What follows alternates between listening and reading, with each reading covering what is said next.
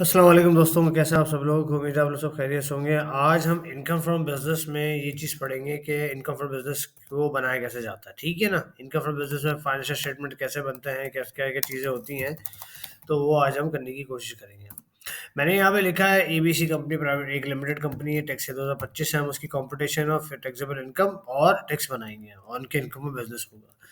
तो जब मैं यहाँ पर आया हूँ तो सबसे पहले किसी भी फाइनेंशियल स्टेटमेंट का जो कंपोनेंट होता है वो क्या होता है, आपके पास सेल ऑफ गुड होते हैं जो कि एनटीआर रिजीम में आता है। नॉर्मली ये बाइफरकेशन आप फाइनेंशियल स्टेटमेंट्स के पीएनएल में नहीं देखेंगे, लेकिन टैक्स के पीएनएल में आपको ये चीज़ बनानी पड़ती है, क्योंकि इनकम टैक्स ऑर्डिनेंस वाले आपके फाइनेंशियल स्टेटमेंट्स के जो पीएनएल होता है उसको नहीं मानते हैं। वो कहते हैं नहीं सर, हम आपके फाइनेंशियल स्टेटमेंट को नहीं मानते, आपके कुछ एलिमेंट्स को मानेंगे, लेकिन जहाँ कॉन्ट्रडिक्शन आएगी वहाँ हमारी चलेगी। तो हम इसको मद्देनजर रखते हुए आगे चलाते हैं हमने, ठीक है। उसके बाद ये आती है कि भाई आपके पास मैंने ये चीज़ लिखी है सेल ऑफ गुड है, लेकिन कमर्शियल इंपोर्टर्स क्या होते हैं, यहाँ लोकल सेल है। ठीक है, मैं इसको चेंज कर लिख देता हूँ लोकल सेल्स।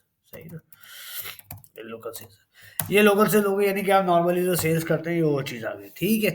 उसके बाद आगे एक चीज़ आती है कमर्शियल इंपोर्टर। कमर्शियल इंपोर्टर वो बंदा होता है जो इंपोर्ट करता है और उसको उसी कंडीशन में वो आगे भेज देता है, उसी कंडीशन में।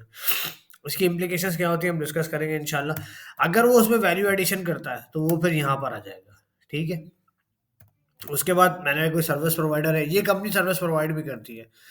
सर्विस प्रोवाइडर भी है, एक्सपोर्टर भी है, और मैंने एक कुछ चीज़ लिखी है, एक ये एक्सपोर्ट नहीं है, सेल ऑफ गुड है अंडर सेक्शन 41।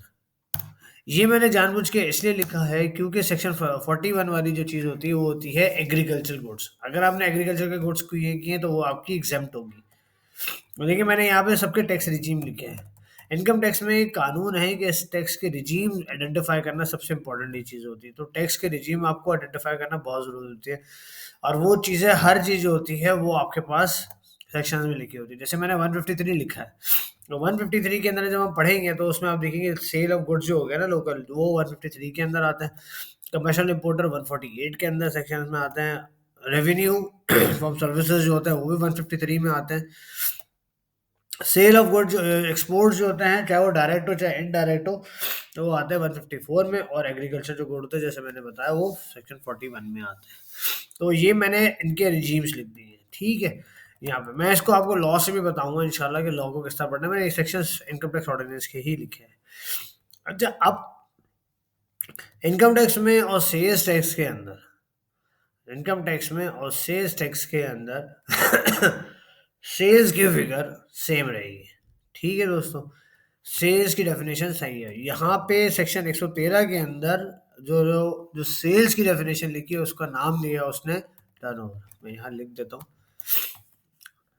आप लोग सिर्फ समझिएगा अभी चीज़ को। हम ये कर लॉ से भी इंशाल्लाह इसको मैं आपको वेरीफाई कराऊंगा। टर्न ओवर की वहाँ सेल्स नहीं लिखी हुई है, वहाँ सेल्स नहीं लिखी है, उसने टर्न ओवर की डेफिनेशन कहा कि टर्न ओवर क्या होता है। ठीक है दोस्तों। तो मैंने बोला भाई टर्न ओवर ये लिया, उसमें उन्होंने लिखा है कि भाई डिस्काउंट माइनस कर दो और आपका नेट सेल्स आ जाएगी। ये हमने डिफाइन कर दिया इसमें। सही है दोस्तों कि भाई आपकी ये टर्न ओवर है। अब अभी नीचे देखें, मैंने यहाँ पे परसेंटेज ऑफ ग्रॉस सेल्स लिखा है। ये समझें पूरे इनकम टैक्स ऑर्डिनेंस की जान है। वजह वजह बताने का ये मकसद है, वजह इसकी ये है कि बेसिकली बहुत सारे ऐसे एक्सपेंसेस होते हैं कंपनीज के, बहुत सारे ऐसे एक्सपेंसेस होते हैं जो कि कॉमन एक्सपेंस होते हैं। सबसे पहली बात तो ये है, अगर अगर आप कोई आपकी कंपनी में 4 सेगमेंट्स है। फॉर एग्जांपल आप टेक्सटाइल में ले लें, आपकी गारमेंट्स भी है, डेनिम भी है, आर्ट मिल भी है, आपके पास स्पिनिंग भी है, बहुत सारी और आइटम्स आपके पास है। तो अगर हर सेगमेंट को आपने प्रॉफिट सेंटर बना दिया है, प्रॉफिट सेंटर का मतलब उसका उसका अलग पीएनएल, उसका अलग चीज़ अलग, उसका ट्रायल बैलेंस अलग, तो उसके एक्सपेंसेस उसको एलोकेट हो जाएँगे। लेकिन फिर भी बहुत सारे ऐसे एक्सपेंसेस होंगे, जैसे सैलरी में सीएफओ की सैलरी, अब सीएफओ की सैलरी होगी वो तो पूरे उस कंपनी को देख रहा होगा ना, तो भाई उसको भी तो अपॉर्चुनिटी करना है। तो आपके पास बेसिस क्या होंगे? और ये बेसिस बताने के लिए कि जहाँ पे ये चीज़ें करने का मकसद ये होगा कि जहाँ पे कॉमन एक्सपेंसेस आएँगे ना, जहाँ पे कॉमन एक्सपेंसेस आएँगे, वहाँ पे आपको बेसिस ये यूज़ करने हैं ग्रॉस सेल्स की बेसिस पे। डिस्काउंट पे नहीं करना है, डिस्काउंट पे नहीं करना है। क्यों नहीं करना है? क्योंकि इस सेल को कमाने के लिए उसने मेहनत की होगी ना, डिस्काउंट कमाने के लिए तो नहीं की होगी। डिस्काउंट तो एक अलग सी चीज़ है ना। इस सेल्स को पहले बनाई होगी ना सीएफओ ने, या ग्रुप सीएफओ ने, या किसी ने भी। तो वो कॉमन एक्सपेंसेस होगा, ठीक है। ये जो अपॉर्चुनिमेंट है हम इंशाल्लाह आगे बढ़ते रहेंगे। ये वैसे मैं आप लोगों को सिर्फ बताने चाह रहा हूँ कि ये इम्पोर्टेंस कितनी है इन चीज़ों की, याद रखिएगा मेरी बात को।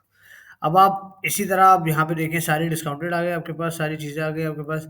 अब यहाँ पे हम बेसिस लिखेंगे परसेंटेज किस पे होगी, जितने एक्सपेंसेस। सबसे पहले तो ये होगा, अगर अगर आपके पास प्रॉफिट सेंटर नहीं है, आपने प्रॉफिट सेंटर नहीं बनाए हुए, तो आप सबसे पहले उस उस रिजीम के टैक्सेस जो है ना, उस रिजीम के एक्सपेंसेस जो है ना, उसमें प्लॉट करेंगे। सबसे पहले काम ये करेंगे कि अगर for example sale of good के जो एक्सपेंसेस है, पहले वो सेल ऑफ गुड के डालेंगे। कमर्शियल इंपोर्टर्स वालों के कमर्शियल इंपोर्टर के डालेंगे। इसी तरह हर सेगमेंट का अपना टैक्स पीएनएल बनेगा। ठीक है दोस्तों। तो ये चीज़ें इस बुनियाद पर है कि हमने सेल्स डिफाइन की, सबसे पहले हमने रिजीम आइडेंटिफाई कर दिए। मैंने यहाँ गुड्स भी लिख दिया, लोकल सेल्स भी लिख दी है, मैंने यहाँ लोकल सेल्स भी लिख दिए, कमर्शियल इंपोर्टर्स का भी लिख दिया है, सर्विसेज का भी लिख दिया है, एक्सपोर्ट्स का भी लिख दिया है, और एग्जाम का भी लिख दिया है। और कोई रिजीम बचती नहीं है दोस्त इसमें, और कोई टैक्स रिजीम बचेगी नहीं इसमें। हम इसी को कंटिन्यू करेंगे इंशाल्लाह। अगर आपको ये चीज़ समझ में आ गई तो बहुत अच्छी बात, बहुत अगर आपको चीज़ समझ में आ गई तो बहुत अच्छी बात है, ताकि आप मूव फॉरवर्ड करें। अगर नहीं समझ में आती कोई चीज़, तो आप हमसे मुझसे पूछ भी सकते हैं इस चीज़ के बारे में। तो आई होप कि इसमें सारी चीज़ें हमने आइडेंटिफाई कर ली हैं कि डिस्काउंट हमने क्यों माइनस करा है, वो भी टर्नओवर की डेफिनेशन में लिखा हुआ है। रिजीम कैसे आइडेंटिफाई किया, वो भी लिखा हुआ है। अच्छा, एक चीज़ मैं बता दूँ, थोड़ा-सा मिनट आइए। यहाँ पे मैंने टर्नओवर सारे लिए। अगर यहाँ पे कोई ऐसी सेल आती है, मिसाल है, कोई एक ऐसी सेल आती है जो कि एफटीआर से रिलेटेड है। अगर कोई सेल ऐसी आती है जो एफटीआर से रिलेटेड है, तो वो टर्नओवर का पार्ट नहीं है। याद रखिएगा ये बात। एफटीआर की कोई भी इनकम, सेल्स, कुछ भी हो, वो इस टैक्स पीएनएल का पार्ट कभी भी नहीं बनेगी। डिविडेंड इनकम है आपके पास, टैक्स का पीएनएल का पार्ट नहीं बनेगी कभी भी। अलग से उसको अदर सोर्स ऑफ इनकम में दिखा के उसको टैक्स में फाइनल टैक्स करवा देंगे। यहाँ पे मैंने देखें, यहाँ पे मैंने टैक्स बनाया है वो 2025 का बनाया है। तो 25 में जब 2000 टैक्स 2025 में एक्सपोर्ट जो है वो फाइनल टैक्स से हट के मिनिमम टैक्स में आ गई है। तो इसका मतलब ये हो गया कि अब हमारे पास जो एक्सपोर्ट है, डायरेक्ट डायरेक्ट और इनडायरेक्ट, वो एफटीआर के रिजीम से हट गई है, लेकिन और वो आ गई है इसमें 154 के अंदर। अगर आप इसमें ऐड करना चाहते हैं, मैं आपको बताता हूँ। रुके sir. Export of export of services. अगर सर्विसेज की कोई एक्सपोर्ट है तो फाइनल टैक्स रिजीम है, वो फाइनल टैक्स रिजीम अभी भी। ठीक है, 154 ए कहते हैं। ठीक है दोस्तों। तो हम उसका जो टैक्स पीएनएल है वो इससे हटके बनाएंगे। ठीक है ना दोस्तों। तो हम अगर हमें इसमें ऐड नहीं करेंगे, हमने इसको इसमें से ऐड नहीं करना, तो मैंने अभी इसको छोड़ा हुआ है। सही ना दोस्तों। अगर आपको कोई चीज़ समझ में नहीं आ रही हो, तो आप मुझसे डायरेक्टली पूछ सकते हैं कि यार ये चीज़ समझ में नहीं आई, लेकिन अभी ये से देखें, इसमें ही इतना टाइम लग रहेगा हमें, इसमें सेल्स को और आगे एक्सपेंसेस को बनाने में, कि आप खुद बोलेंगे यार वाकई यार बहुत टेक्निकल चीज़ है। तो अगर कोई चीज़ ऐसी जो आप मुझसे पूछना चाहते हैं, तो आप कमेंट सेक्शन में लिखें, मैं इंशाल्लाह उस चीज़ का जवाब दूंगा। अपना बहुत ज़्यादा ख्याल रखिएगा। अस्सलाम वालेकुम।